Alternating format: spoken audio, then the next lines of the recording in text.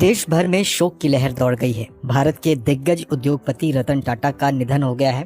उन्होंने मुंबई के bridge candy अस्पताल में अंतिम सांस ली। रतन टाटा 86 साल के थे। पिछले कुछ दिनों से उनकी तबीयत खराब चल रही थी। दरअसल बुधवार की शाम में उनकी तबीयत ज्यादा बिगड़ने की खबर आई थी, जिसके कुछ घंटे बाद ही उन्होंने दुनिया को अलविदा कह दिया।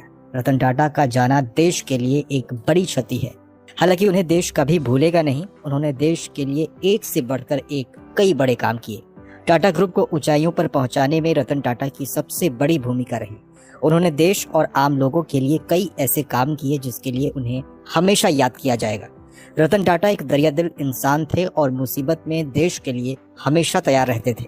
इससे पहले सोमवार को भी रतन टाटा की तबीयत बिगड़ने की खबर आई थी, जिसके कुछ घंटों के बाद खुद उन्होंने सोशल मीडिया साइट एक्स पर पोस्ट किया था। इस पोस्ट में उन्होंने लिखा था कि मेरे लिए चिंता करने के लिए आप सभी का धन्यवाद। मैं बिल्कुल ठीक हूँ, चिंता की कोई बात नहीं है। मैं बढ़ती उम्र से जुड़ी बीमारियों की रूटीन चेकिंग के लिए अस्पताल आया हूँ, लेकिन देश को ये दर्द अब हमेशा रहेगा कि वो इस बार अस्पताल से नहीं लौट पाए और हमेशा के लिए अंतिम यात्रा पर निकल पड़े।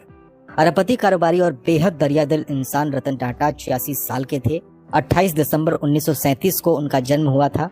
वो साल 1991 से लेकर 2012 तक टाटा ग्रुप के चेयरमैन भी रहे और इस दौरान उन्होंने बिजनेस सेक्टर में कई कीर्तिमान स्थापित कर देश के सबसे पुराने कारोबारी घरानों में से एक टाटा समूह को बुलंदियों तक पहुंचाया। रतन टाटा की शख्सियत को देखें तो वो सिर्फ एक बिजनेसमैन नहीं थे, बल्कि एक सादगी से भरे नेक और दरियादिल इंसान थे। वो देश के लिए हमेशा आदर्श और प्रेरणा स्रोत रहेंगे। वो अपने समूह से जुड़े छोटे से छोटे कर्मचारी को भी अपना परिवार मानते थे और उनका ख्याल रखने में कोई कोर कसर नहीं छोड़ते थे। इसके कई उदाहरण मौजूद हैं। गौरतलब है कि रतन टाटा को 1991 में ऑटो से लेकर स्टील तक के कारोबार से जुड़े समूह टाटा समूह का चेयरमैन बनाया गया था। चेयरमैन बनने के बाद रतन टाटा ने टाटा ग्रुप को एक नई ऊंचाइयों पर पहुंचा दिया। उन्होंने 2012 तक इस समूह का नेतृत्व किया, जिसकी स्थापना उनके परदादा ने की थी। 1996 में टाटा ने telecom company Tata tele services की स्थापना की और 2004 में टाटा कंसल्टेंसी सर्विसेज को